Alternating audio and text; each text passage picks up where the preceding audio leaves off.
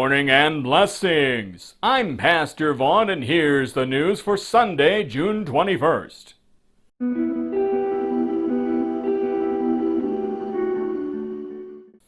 Today is our last virtual Sunday service. Next Sunday, we will attempt our first live stream service from our building, but without a congregation in attendance. The following Sunday, July 5th, everyone is invited, up to 40 people, that is.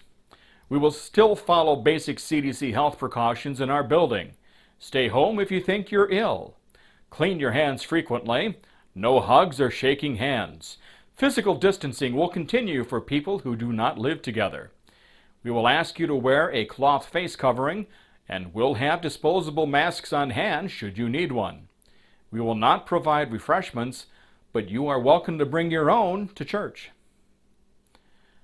We'll be taking a wait-and-see approach to small groups until a new senior pastor is hired. Our prayer emphasis this month is Norski Nibbles.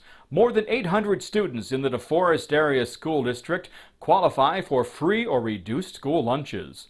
Norski Nibbles, operating out of Christ Lutheran Church in DeForest, started providing free lunches for students on June 11th this year. Norski Nibbles is looking for volunteers this summer.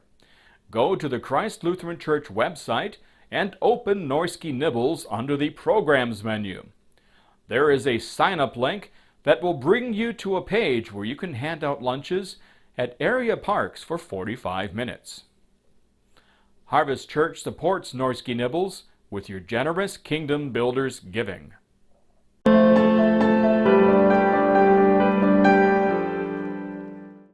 So this pandemic, which isn't over yet, has caused significant disruption to just about everything in our lives. We can find all sorts of reasons, even some conspiracies, as we try to answer the question, why is this happening? But rather than something malevolent, what if this is something miraculous? What if God is simply trying to get our attention by putting the entire world in a timeout? I'm not making light of the pandemic. It's a serious matter, and more than 121,000 Americans have died from COVID-19. But God has used catastrophes in the past to make something good happen. You've heard the Bible verse where God says He will make something new? Well, He says that more than once in the Old Testament.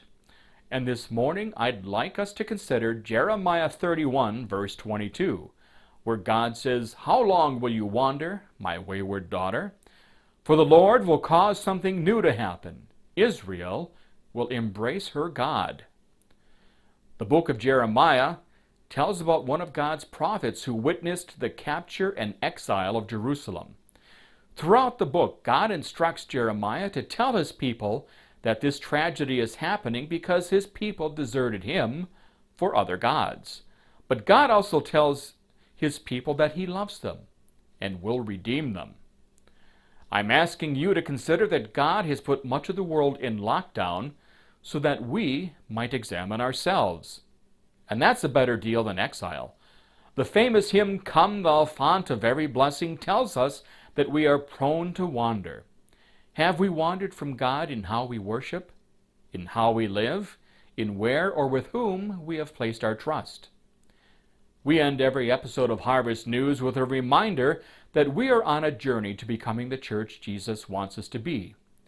Instead of wandering, I encourage you to put on your spiritual walking shoes today, and let's follow God.